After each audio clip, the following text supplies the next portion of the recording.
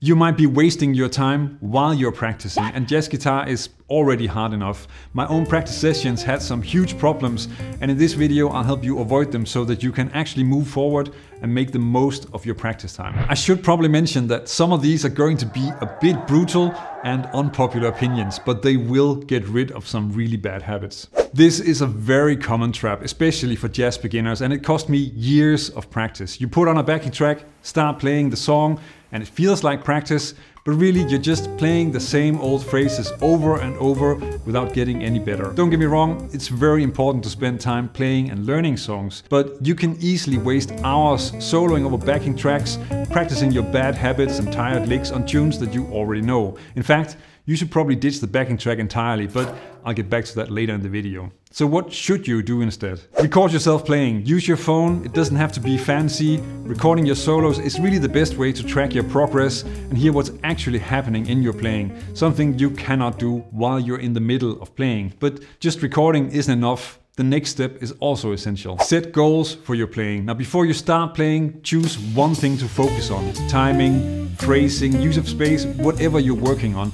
And when you listen back to the recording, listen for that specific thing and don't get distracted by everything else. This is what turns noodling into focused practice. You also always should be working on adding new vocabulary. Whether it's a lick from a solo you're studying, a new arpeggio shape, or a phrasing idea, give this stuff priority in your practice, even if it's more work than falling back on your old licks. It's the only way to grow. Limitation exercises are also a great way to develop your playing skills. Common options that are useful to explore are chord tone soloing, staying in one position, and playing on a single string.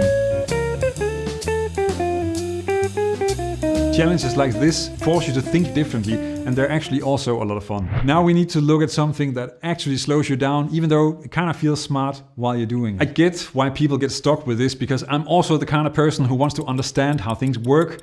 But when it comes to learning jazz, less is more is often the answer. Don't spend all your practice time analyzing chords and hunting for the perfect scale, especially as a beginner when you probably haven't even practiced those scales enough to really use them. And most of us don't have unlimited time to practice. So it's a pity to waste that time working on theory instead of actually playing music.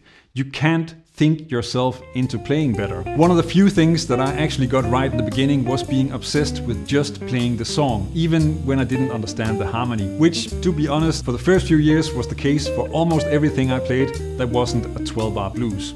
I just tried to make it sound good. Let me show you a simple way to deal with chords even when you can't really analyze them. Let's take the first few bars of There's No Greater Love. So the song is in B flat major, and the first few chords are B flat major 7 to E flat 7 to A flat 7 down to G7.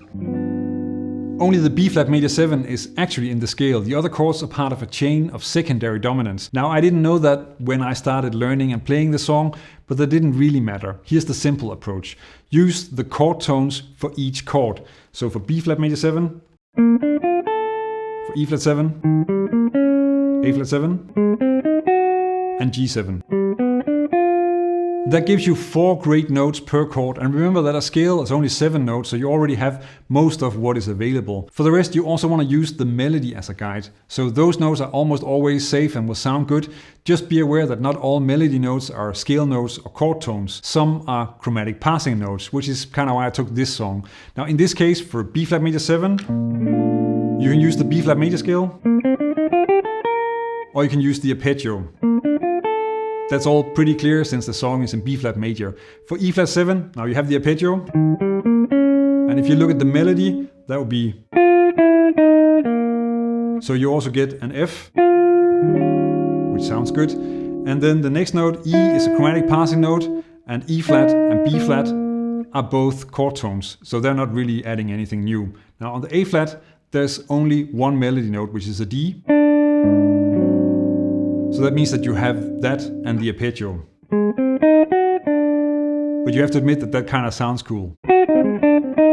This is a very simple approach, but the important thing is you're playing the song. You're not stuck trying to learn 5 new scales just to play 4 bars. And in my experience, it's always better to start with sound first, labels later. If you learn this way, the theory actually becomes easier because you already know how it sounds. One thing that every jazz beginner runs into is the problem of getting new material, a lick, an arpeggio or an enclosure, from exercise into their solos.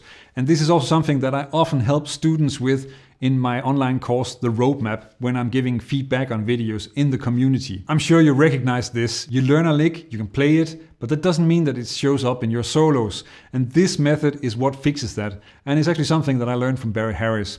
Here's where that goes wrong. It's not enough to just play the arpeggio or repeat the lick. You need to connect it to your vocabulary, and trying to just jump in and do that mid-solo while keeping time and trying to stay in form, that never works. Let's say that you want to get better at using an F major 7 arpeggio over a D minor 7 chord, a classic arpeggio from the third sound, to use a Barry Harris term.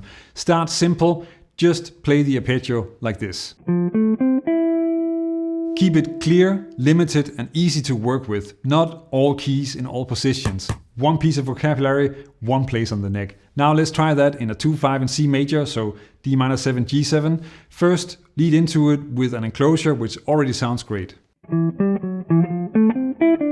But you can also displace the arpeggio with a shorter enclosure. Or start with the arpeggio and then use an enclosure to transition to the G7. And don't forget that arpeggios sound great as triplets.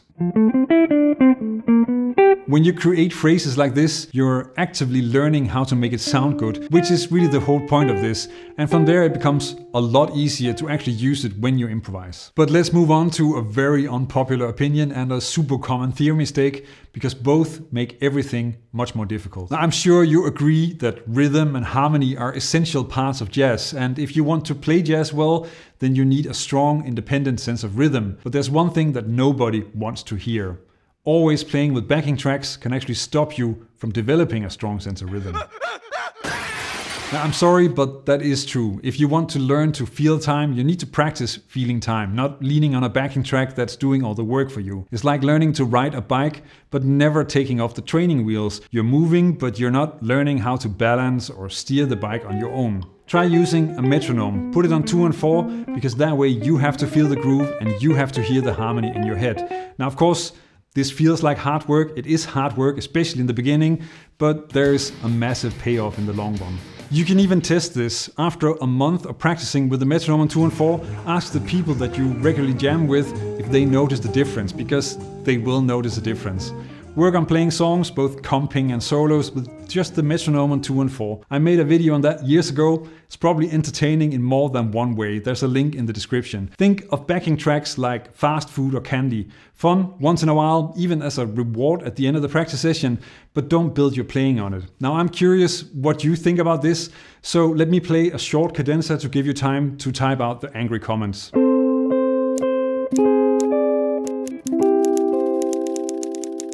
Okay, let's move on to that theory thing. Modal analysis in jazz teaching is a relic from the 70s. It worked for some things, but then it got forced onto everything.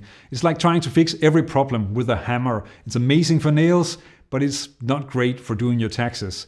Modal harmony is great for modal music, but jazz standards, that's tonal music and functional harmony. It's about how chords move, how they create tension and release, and that's where modes completely fall apart. Let me show you. If you analyze a 2-5-1 in C major, using modal harmony, you will get Dorian, Mixolydian, and Ionian. And notice that this fits with a 2-5-1, but you actually get the same analysis with a near random progression like A flat minor, F7 to C major 7.